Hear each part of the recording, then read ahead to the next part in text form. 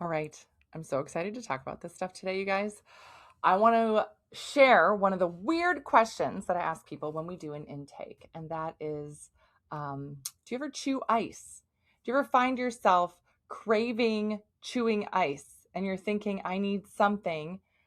And what would really satisfy me is a cup of ice bits that I can just crunch on. Oh, that would be amazing.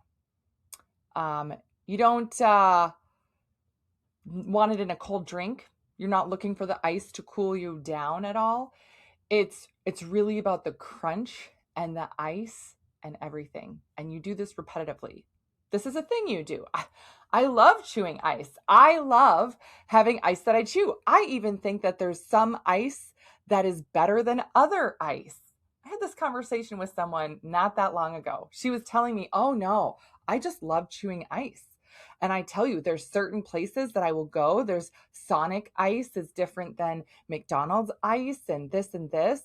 And so I really like certain types of ice to chew on. That's a huge red flag, right? That's a huge red flag. If you find yourself craving it, like you would crave chocolate, then this is something we need to dive into, right? It's not just a quirk. It's not just a texture thing. It is called pagophagia. Pagophagia.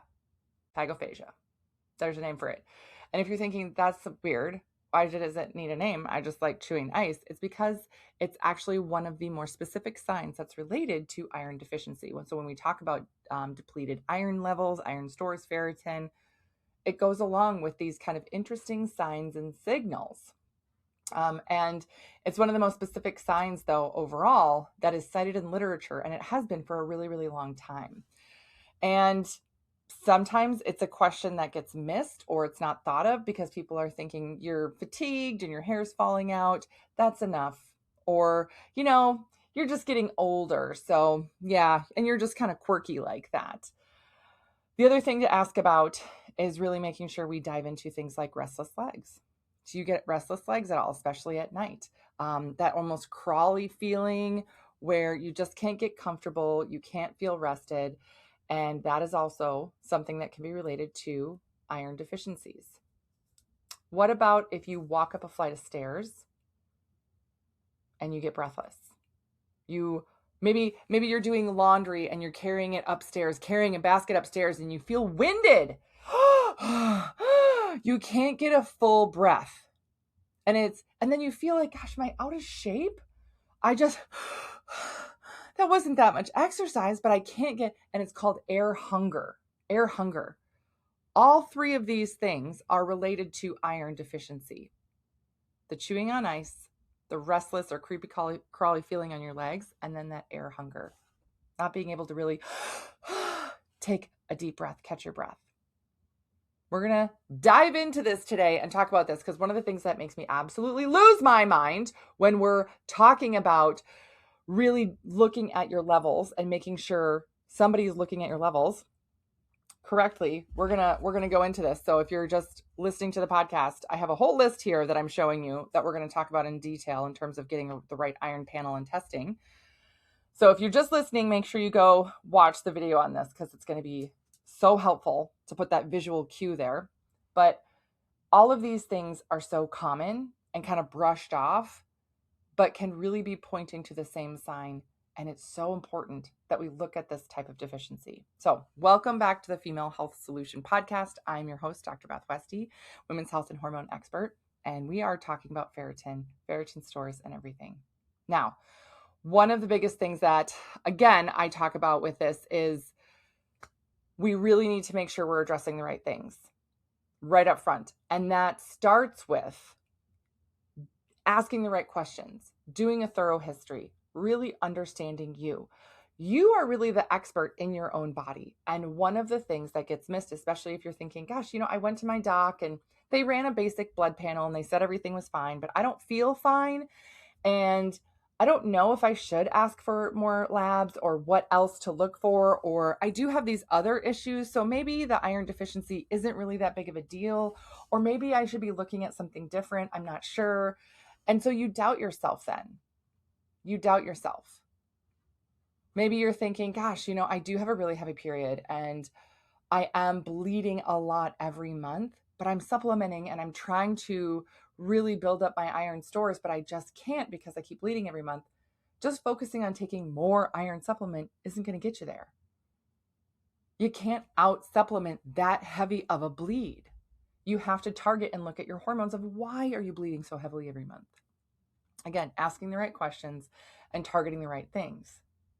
If you are looking at things like gut issues and thinking, I eat really well. I'm doing all these really good things. Why the heck are my levels so low? Why am I exhausted? Why do I feel like this? What's wrong with me? I'm going to share a story later, so stay tuned for that, where I was really iron deficient. The struggles I had in a lot of different locations and things that I tried to do to remedy this that didn't really work. But I didn't know what I didn't know.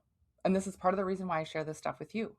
Now, if this is helpful and interesting, and if you're interested in learning more, and you want more details on the iron panel here that I'm going to be talking about, and you want some of the special tips and tricks that I'm going to talk about, and again, right now I'm holding up an iron fish and why this can be helpful for you. So again, if you don't know what an iron fish is, just go to the video, watch it. We are hosting a free Ferritin Workshop August 18th. That's a Tuesday at 7 p.m. Central Time. And you can sign up for that. Go in the show notes, click that link. Make sure that you are getting that registration in so that you can attend. If you can't attend live, you can be sent the recording as well. But I'm going to be deep diving into that as well as answering some questions live too. So it's so helpful when you get the opportunity to learn more about why you feel the way that you feel, and then you get the direction to go in from there. It's not helpful for somebody to say, oh, you're low in iron. Oh, just take an iron supplement. And you're already taking an iron supplement. I'm already doing that. I'm already trying this. It's not working. There's something that you're missing. And I love, love, love that women are so driven to find the answers for themselves. It's essential. It's so important. So, okay. Let's talk about some of the main symptoms so that you can recognize this for yourself. If you're thinking, yeah, I think I might have iron deficiency. I think that this is, or I didn't know this was related. Let's go into it. Let's dive into it. So the first thing I talked about here, the chewing ice, craving ice, again, having special ice that you love, right? Pagophagia. And again, it's a very specific sign of iron deficiency. I'm going to tell a quick side story here that's super fun as well. And this is not my story personally, but this is one of the first clinical stories when I was in grad school and we were learning about iron deficiencies, and they talked about asking deeper questions. They said one of the reasons people come to, and I'm using air quotes here, alternative medicine practitioners, right? So why would somebody seek out functional medicine? Because they're not getting the answers and the help through conventional, right? You're being put through this, factory in out at the regular doc's office, and you're like, yeah, that wasn't helpful. That completely missed the mark for me. I have to find my own solutions. Yes, unfortunately, that is the way that it is for so many people. So here, learning to even ask more questions, getting trained on this, and then hearing these stories. So this is one of my it's a wild story, wild story that one of my professors talked about. And this professor talked about being in practice and treating a young woman in her mid-20s for iron deficiency issues. And she had been put on different supplements, and she had had different iron transfusions, things like that. But she was still having a lot of different symptoms, etc. And through the testing and stuff that she had done, she could notice a slight improvement after she had like an iron transfusion, but it wouldn't last, of course. It wouldn't last. And then she'd be right back where she started not that long after, and everything would start again. So she got super frustrated with it. Her iron deficiency was really impacting her life. It was sometimes hard for her to go to work. Like she had a hard time getting up in the morning and getting going. Every day was a struggle. She was so fatigued. And then some days she just couldn't even make it into work, or if she would force herself to go to work, she would almost fall asleep at her desk, and it would be a struggle. And she's like, I'm worried I'm going to get fired. That worried, because she was that low functioning. And no joke, this is a real story. And the doc, my professor, doing the intake was doing a very thorough job, really connecting with her and was asking questions about the ice chewing and stuff. She's like, yeah, but I love doing that, right? Yes, I have, dizziness when I stand up. I have cold hands and feet always. Yes, my hair is falling out, etc. Sometimes I get anxiety, all of these things. Check, check, check, iron deficiency. But those symptoms don't change even after I get an iron transfusion. Sometimes my energy just gets a little bit better and then it comes back down again. And though through answering the questions after the ice question, he was like, do you have any other cravings or anything? And she gave him this look and was like, no. And he was like, okay. And he mentally took a note and he's like, I'm going to come back to that later. So towards the end of their conversation, he said, okay, just, there's no other cravings. He's like, I feel like there might be some cravings you have. She goes, okay, I'm going to tell you, but don't think anything weird of me. She goes, I eat my nail polish. No joke. This was the thing. So she had this like very specific red nail polish, and I can't remember what the color was called, but it was like a very specific shade of Revlon. I think it was Revlon. And what she would do is she would paint her nails with it, and then during the day she would chew her nails and eat the nail polish off of her fingernails. And then at night when she'd be repainting her fingernails, she would also have just a piece of parchment paper there, and she would also paint the nail polish on the parchment. So she'd paint her nails and then she'd paint lines of nail polish chips on the parchment and wait for it to dry and give it a couple of coats. She'd give her nails a couple of coats. She'd give the parchment a couple of coats so that she'd have fresh nail polish at night. But she would then, when the nail polish that she put on the parchment would dry, she'd peel it up and eat it. Nail polish chips. It was only this specific type of nail polish, this one red color, and that was it. She didn't want any other colors, but she's like, I think about that and I crave it at the end of every day. And it's so weird and I'm so embarrassed and I don't know why. And this doc was like, oh, okay, that's interesting. Yes. All right. I've never heard that before. So let me do some research. Let me look into this. Found out, called Revlon, found out that specific type of nail polish had iron in it. And it was a specific form of iron to help with the specific tone of the red color. And it was the type of iron that when they did more testing on her and her gut, that she had a malabsorption issue. So the supplements she was taking and everything else, she was not absorbing. No wonder none of it worked for her. But the iron format that was in that nail polish was the only type that was bioavailable to her. So they switched the type of iron supplement that she was getting, made all the difference in the world. And she stopped eating nail polish because she wasn't craving it anymore. Isn't that wild? Isn't that wild? Yeah. All because somebody asked the question and got down to the issue. And somebody said, well, are you sure you're taking an iron supplement? Are you taking it regularly? Are you sure you're taking the right dose of it? Maybe we should just increase the iron. La, la, la. No, those are all basic things, right? Everybody tries that, right? The women that I work with, they're smart, they're driven. They try and find their own solution a dozen different times before they're like, okay, I can't figure this out. I don't know what else to do. I need other help, right? That's when people finally find functional medicine and look into these things. It's not for a lack of trying. It's not for a lack of wanting it, because you've already tried a dozen different things. You're still wanting to feel better in your own body and function well. Oftentimes it just starts with asking the right questions and then running the right tests and then doing things in the right order. So, all right. So I have more stories for you throughout the podcast, but yeah, I love talking about this stuff, and I haven't thought about that story in such a long time. But it goes to show that if the standard regular thing worked for you, it would have worked for you. If that makes sense. If just taking a supplement was all that you need, great, right? Just like women who have such a heavy period every month that they just bleed out. Yeah, you cannot supplement that. We have to target something different. All right. So pagophagia, chewing ice, very specific to iron deficiency, restless legs at night.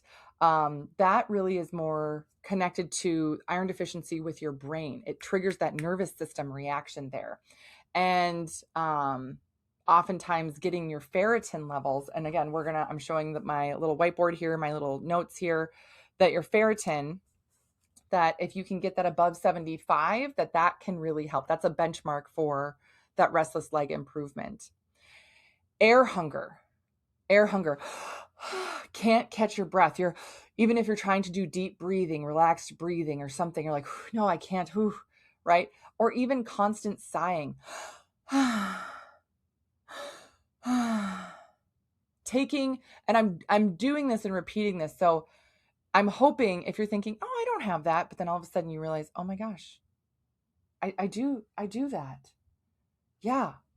I just brought the groceries in from the car to the kitchen, and I'm like standing there trying to, rinse off my fruits and veggies, and I'm,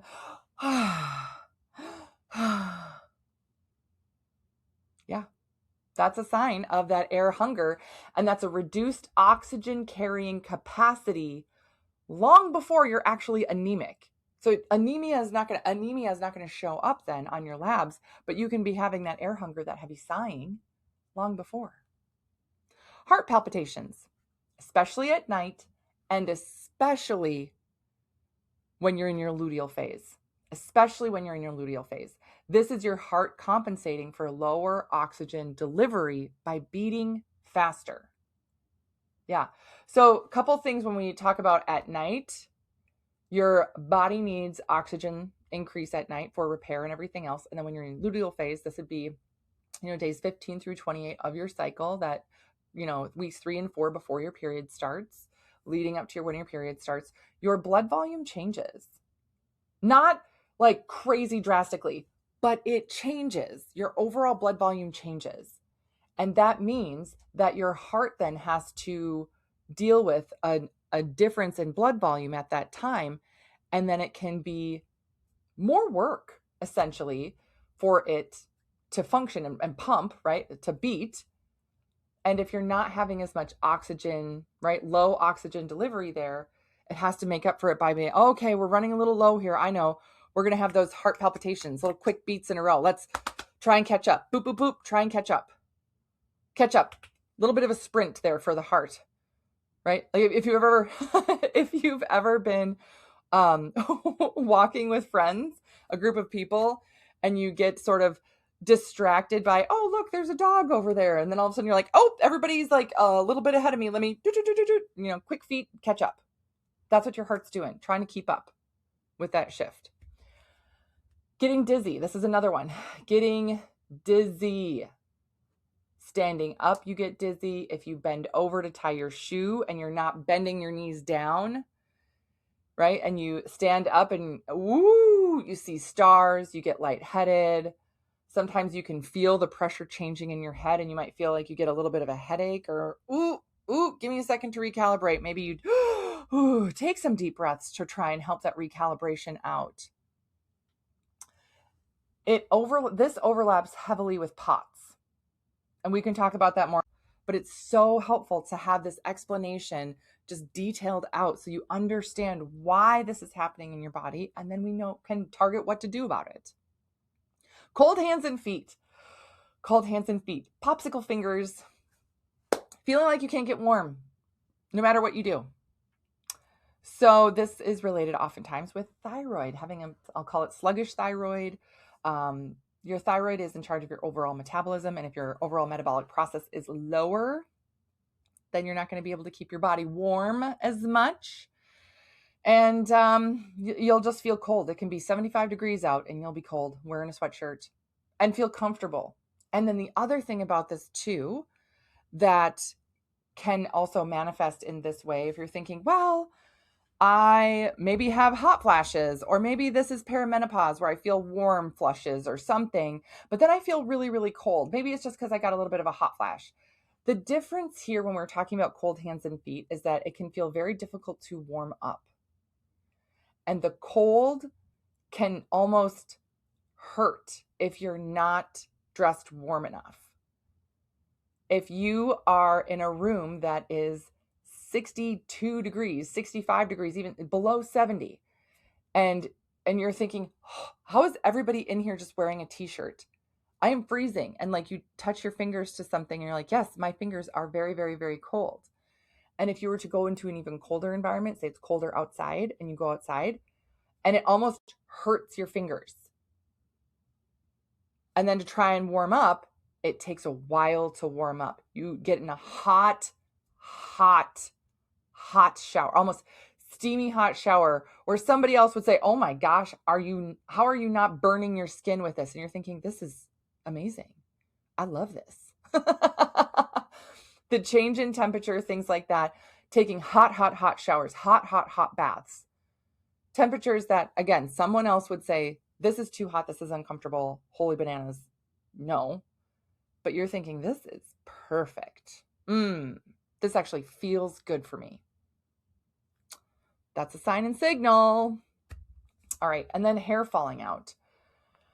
Oh, hair falling out. And this is not just, oh, I'm losing my hair or I'm shedding my hair. This is hair falls out and you lose the hair at the bulb. And it's kind of all over because this is related with a nutrient deficiency. So this can also be hair, eyelash hair, eyebrow hair, body hair. But specifically on the head, when women notice, oh my gosh, I'm losing a lot of hair in the shower. Is it normal to lose hair every day? Yes. You lose about 100 hairs every day, etc., right? But if you're thinking, I lose a ton of hair in the shower, and you look at it and you examine it and you can see the bulb on the end of it, that's a signal that it's related with iron deficiency. Follicles get pushed out of the growth phase early. It gets pushed out early. That's the key indicator with it, the bulb being attached. There isn't enough nutrient there, iron there in your body stored to help nourish the hair through its full life cycle. And this can also happen later. So it doesn't happen the first day that your iron is low. And that's the other really tough thing about some of these iron deficiency signals and how you feel and everything. It doesn't happen overnight necessarily. It can happen over a long period of time until finally you realize, is this how I've always felt? I don't think this is how I've always felt. I've been feeling like garbage like this for a long time. This air hunger, the restless leg, and my hair falling out, this has been going on for months. Man, really? Yeah, it's been going on for a while because it slowly creeps up on you.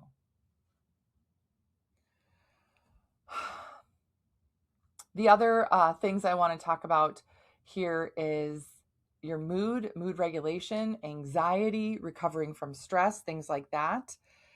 This is related to your neurotransmitter production. And we're going to mention dopamine and serotonin here at the same time. Now, dopamine is mainly made in the brain. Serotonin is mainly made in the gut.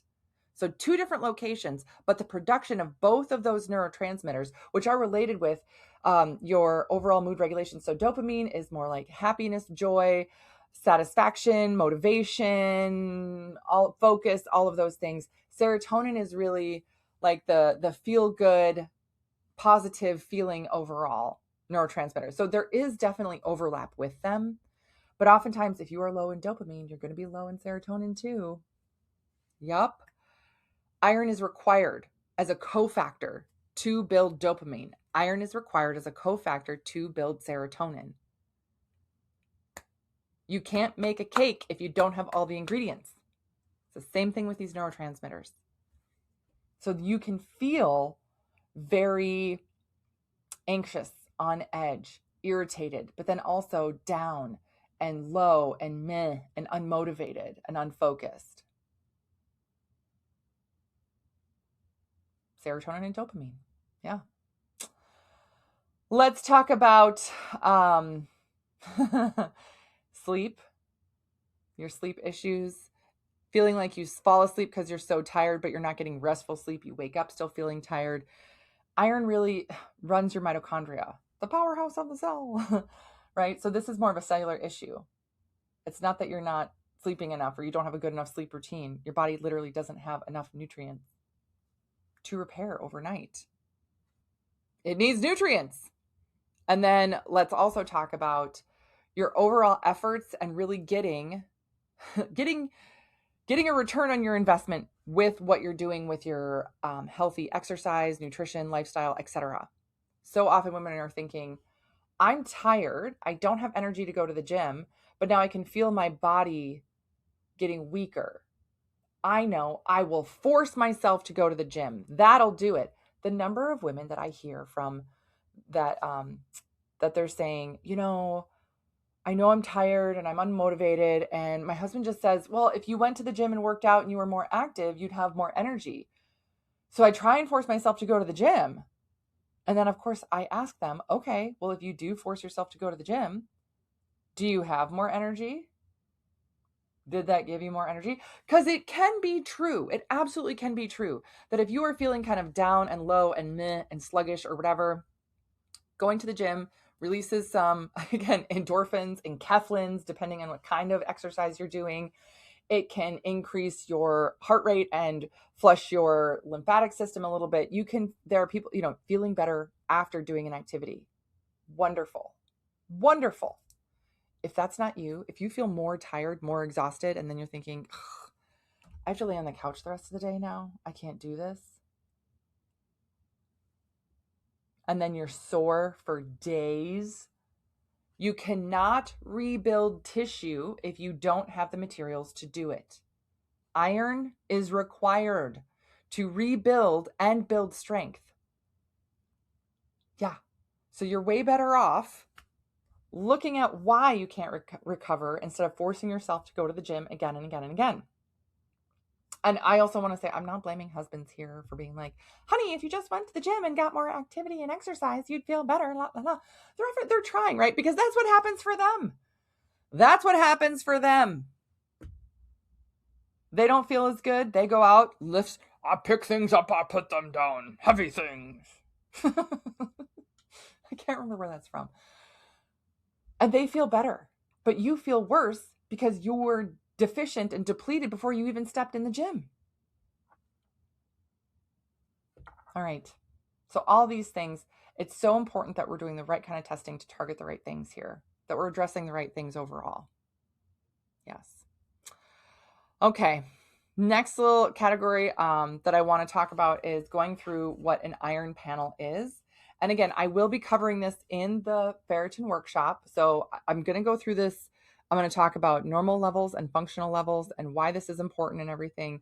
Still going to talk about my iron fish. So again, if you are listening to this, make sure you watch the video so this makes a little more sense for that visual. But here we go. First thing on the list that I want to talk about is your hemoglobin number. Hemoglobin drops last. Hemoglobin drops last. When we're testing numbers, oftentimes hemoglobin is one of the numbers that gets tested in a CBC, a basic blood panel.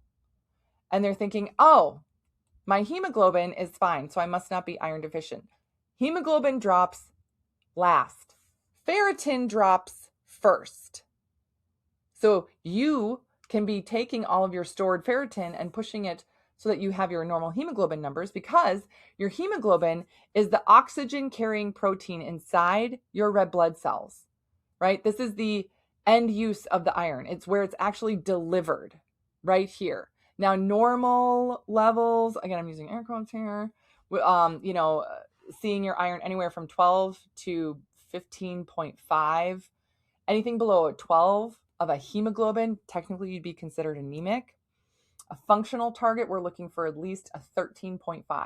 And if you're thinking, oh, well, mine's a 12.5, then it's not functional. Yeah. So a normal hemoglobin does not mean that your overall iron is fine. It doesn't. It means that it just hasn't crashed yet. And again, if you are someone who has all the signs and signals of being anemic, but your hemoglobin is fine, that means your body's working really hard to keep it there. That's also still exhausting. Yeah. Next one, I want to talk about transferrin saturation. This is a percentage. It's a calculated percentage. It's a serum iron divided by the TIBC times 100. So we'll talk about that next.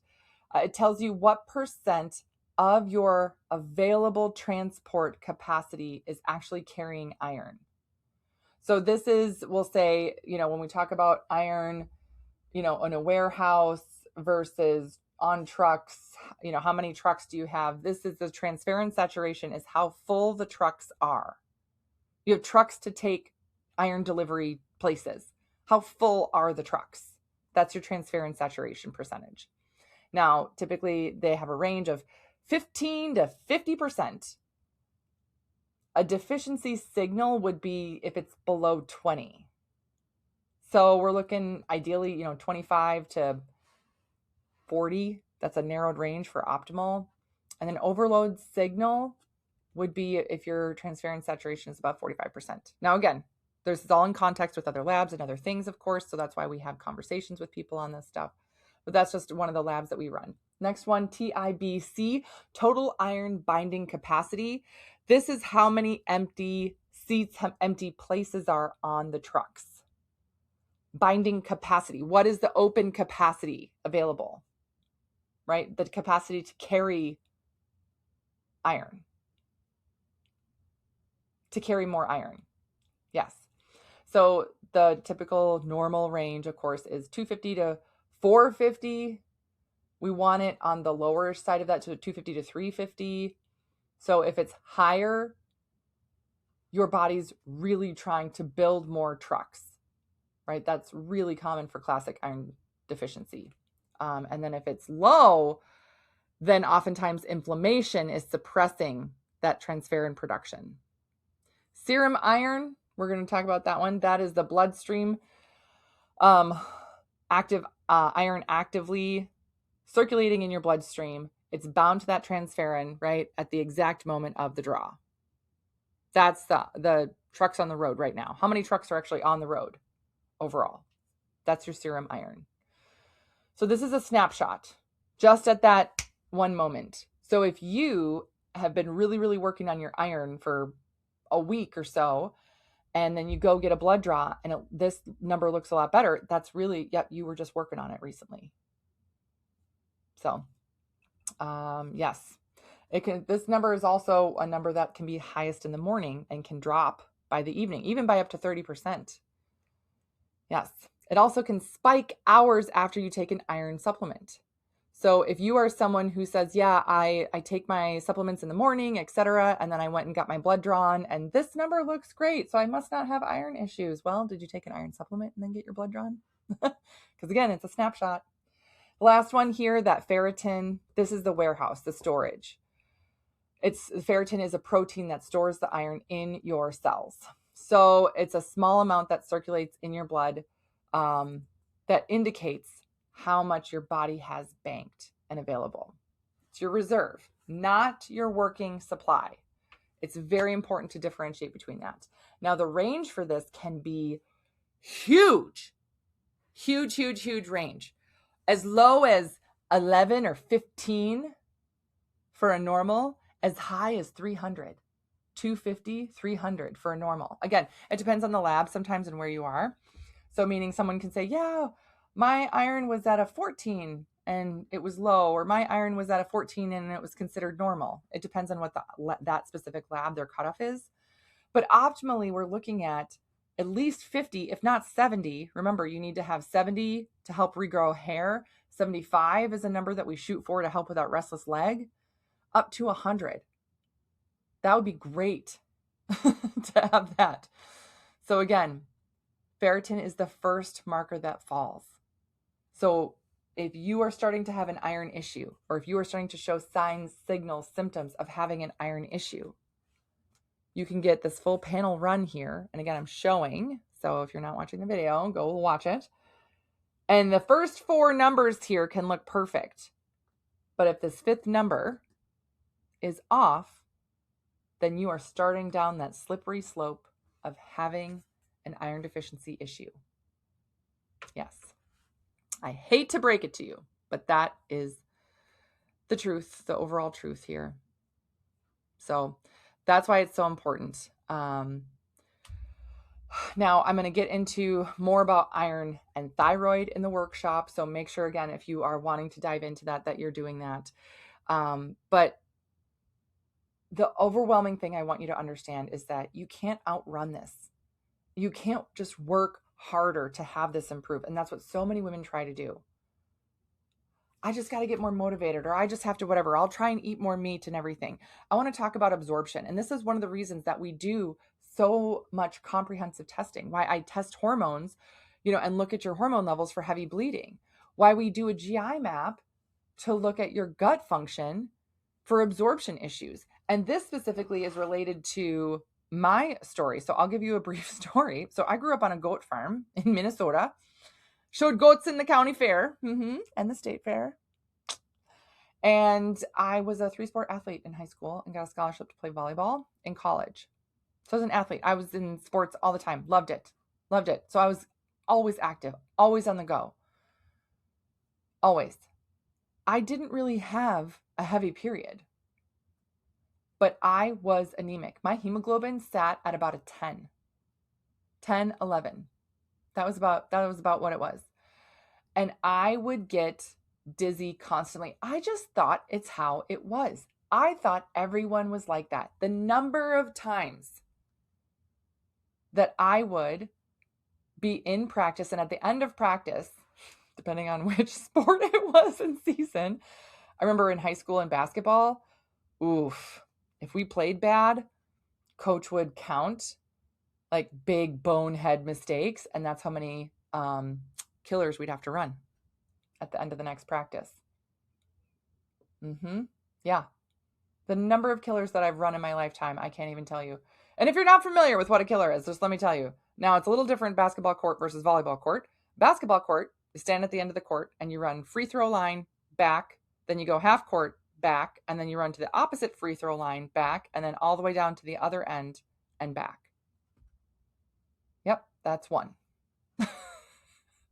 So if you guys played poorly and you have to run 15 killers, woo! At the end of practice, I had a coach then in high school for volleyball. We had to do the same thing, and it was of course end line to our 10-foot volleyball court line, and then to the opposite or half court back, the other 10-foot line back, and then all the way down and back. And her favorite, my high school coach, was to do the same thing. It was killers, but it was a carpet. So she got carpet samples from the store or something, and we had to put our hands on the carpet and push the carpet squares. So it wasn't just up running. You were like bent over pushing a carpet square doing a killer. Oof. I'm so glad I never have to do that again in my life. My whole purpose of telling you this is that this was something that after the killers, I would sometimes at the very other end and then on the way back, I could tell I would be getting dizzy. And when I would get done, if it was basketball and we were standing up and running, I would have to lean on the side of the wall and put my head down and breathe deep so that I wouldn't black out. And if it was volleyball and we were already bent over doing carpets, I would just pass off, because we would partner with somebody. You run a killer, they run a killer, you run a killer. So you get a little breather in between. I would stay bent over. I wouldn't even stand up in between them. I couldn't, because I would black out.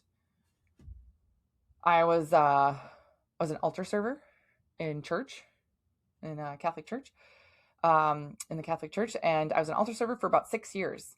And the number of times that I would black out or pass out in church. And again, everybody would be like, well, don't lock your knees and wiggle your toes and everything else, and make sure you eat a breakfast. And I'd be like, yes, I eat oatmeal and eggs for breakfast.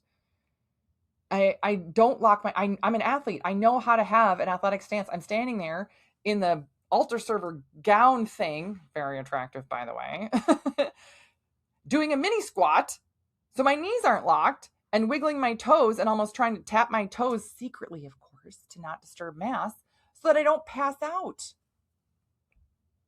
This was my life all the time. And then, of course, every time I'd go in for a checkup or a sports physical or something, they'd do a blood panel. They'd be like, wow, you're anemic. I'd be like, yeah, that's what my levels always are. I'm always like that. I specifically remember in high school, a nurse being like, your iron levels have been low for a long time. And I was like, oh, I know. They're always like that. Well, you should eat red meat. I was like, oh, I do. I live on a farm. Meat and potatoes. I eat red meat every other day. Oh, my mom cooks with a cast iron skillet. I don't know what to tell you. Well, you should take a multivitamin. I do. Yep, there's iron in it, yes. Right? I'm doing all the things. Okay, well, just keep it up, I guess. Okay. No one asked me how my stomach was. No one asked me if I felt bloated. No one asked me if I got nauseous or if I had chronic diarrhea. Or you guys are learning a lot about me today. No one asked me about waking up in the morning with a flat stomach and then by the end of the day walking out of school having to unbutton my pants because my belly was so bloated that I was so uncomfortable. And I would have, I'd wake up in the morning and I'd have, something for breakfast, substantial, pancakes, eggs, oatmeal, whatever. And for lunch, because I'd packed my own lunch, I'd have a peanut butter and jelly sandwich, some carrot sticks, a high C. Those were really good. Specifically, remember the high C's that were like the green Slimers on there when the Ghostbusters were big? Those were good. Sometimes crackers. If I'd practice after school, I'd have a bagel, right? I wasn't eating bad. I wasn't eating garbage or junk or anything. I mean, we'd had like pizza parties sometimes with sports or something like that. But again, we didn't order pizza and stuff, and I didn't eat fast food. I mean, we kind of weren't allowed to when I was growing up, if I'm honest. I ate normal food, regular food, farm food, I want to call it. And my stomach was always a problem. Always a problem. And it wasn't until I was 23 and I learned what celiac disease was. And I stopped eating gluten and my entire life changed. And I went from having a hemoglobin on average of 10, because sometimes it was 9, sometimes it was 11. But my hemoglobin average of 10, since I could remember getting my hemoglobin checked, so roughly 8 years, like I remember being like 14, 15 and it being low, to all of a sudden my hemoglobin jumped to a 13. I didn't do anything different. I didn't eat differently. I didn't take a different supplement, nothing. I stopped eating gluten. Absorption. I wasn't absorbing any of it. And there's so much of this that I wonder about, with my athletic career and things, how different of an experience that could have been for me. The little things that I did to compensate, to just play and everything. The recovery that I had, I didn't understand sometimes how some of my teammates, they could go to practice and then be like, yeah, let's go over to so-and-so's house and we'll go jump in the pool and swim and everything. And I'd be like, no, I got to go home and lay down for a little bit. I always thought I was kind of a wuss in terms of recovery. I would push myself so hard. And so that being said, absorption is a thing. And again, I'm not saying that for everybody, they're going to have a gluten issue and it's going to be that, but that's what it was for me. And it changed my life in so many ways.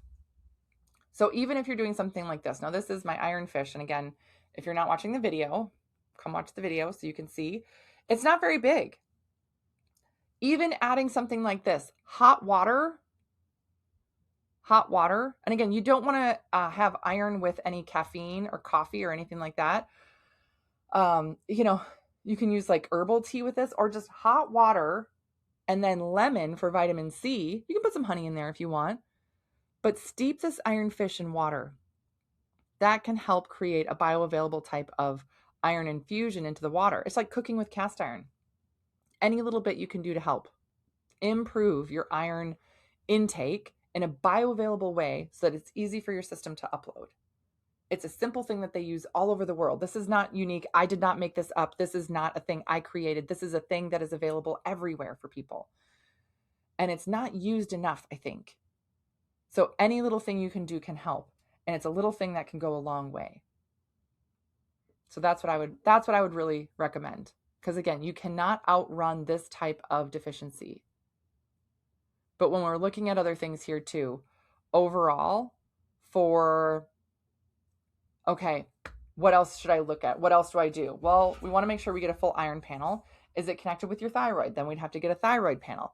What are your other liver enzyme numbers? What are other things to look at, right? So we do extensive blood work. We'll do Dutch testing. We'll do GI mapping to make sure we're addressing all the areas that we need to address. All the areas that we need to address. And essentially, and I'll dive into more of the testing and everything in that workshop so that you guys can learn more about that. But if this is you, where you feel like I'm constantly searching for my thought process. I have this brain fog. I don't understand. If I sit down, I'm going to fall asleep. I get so tired. I have to force myself to stand up and keep going, or I fall asleep. I just keep getting told that my levels are normal and fine, but they're running just very basic labs. And I've never even heard of ferritin before. What's that? It's time to deep dive more. It's time to deep dive more, and it's time to get the answers that you need.